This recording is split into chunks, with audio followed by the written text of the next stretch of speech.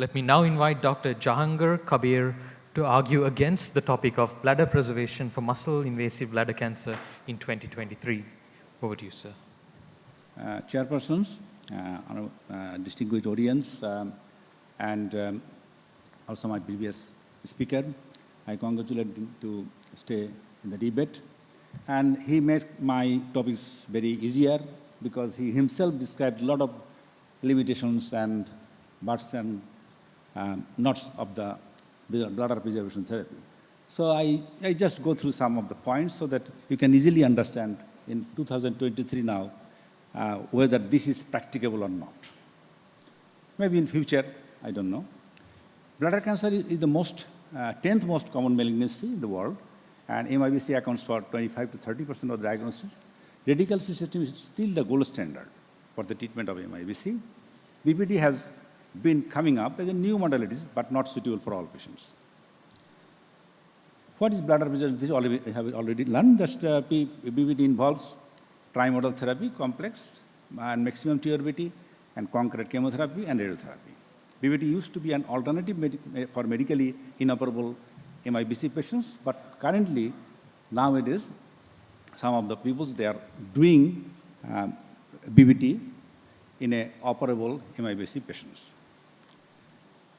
NCCN guideline proposes BPT as a viable option for cystoscopy candidate, but there is a disagreement. UA guideline emphasizes that the importance of patient selections.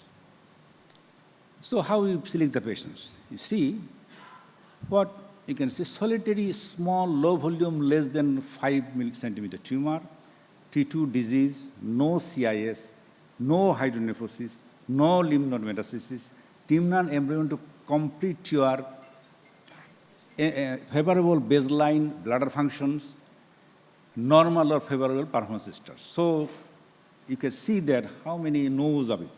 So before selecting patients, we must be very careful. Unfortunately, only 10 to 15% of medically operable MIBC patients meet the ideal criteria for bladder preservations. So we must be very careful about it. So now there are three components of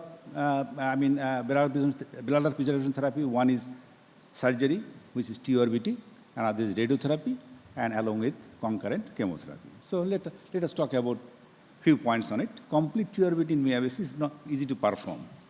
Maximum TURBT, that is visibly portion of bladder tumor, is performed with a stronger prediction. If I can perform it, is both oncological control and TMT success. But residual cancer can present 30 to 70% of the patients on repeat TURBT signifies TURBT failure, TMT failure. So you can see that there is a clear disagreement between the groups. One of them says that after maximum TURBT, you give some radiation 40 to 45 gray, and another group says that full dose. And after wait for some time, evaluate it. Again, in case of failure, you go for radical cystectomy. Again, radical cystectomy is the here to actually help the patients. So chemotherapy, you cannot really, you can just say it's straightforward.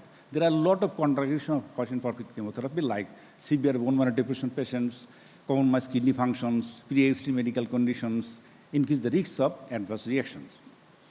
So potential some side effect of chemotherapy. You have to think that the nausea, fatigue, immunosuppressions.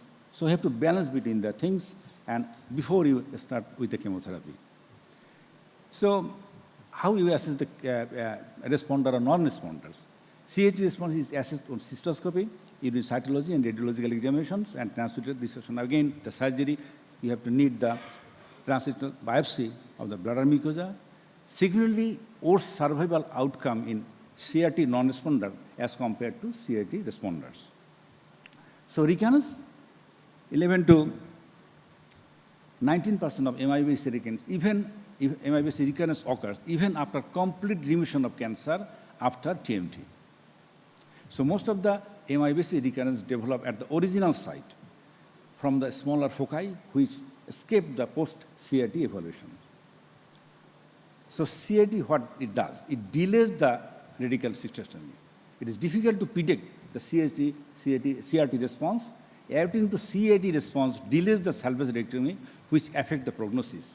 Outcome of salvage radical cystectomy is worse in CAT non-responders. Salvage radical cystectomy after the BPT preclude orthopedic neovalvular reconstructions. So these are the points you have to consider. So what is the radical cystectomy? Radical cystectomy can treat the patients with T2 to T4 disease. Why we have seen the only T2 disease you can say. Associated CIS is not a contraindication. Hydronephrosis is not a contraindication. Multifocal disease is not a contraindication. Radical cystectomy gives the chance of lymphadenectomy, which has a diagnostic and therapeutic benefit.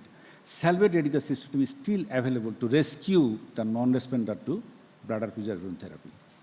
So my friend, you must be very careful picking up a flower with thorns.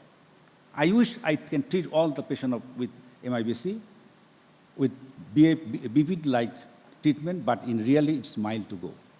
Gold standard is a method, procedure, or measurement that widely accepted as being the best available to test or for the treat or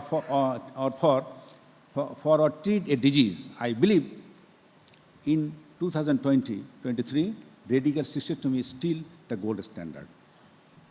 Thank you very much for patience hearing.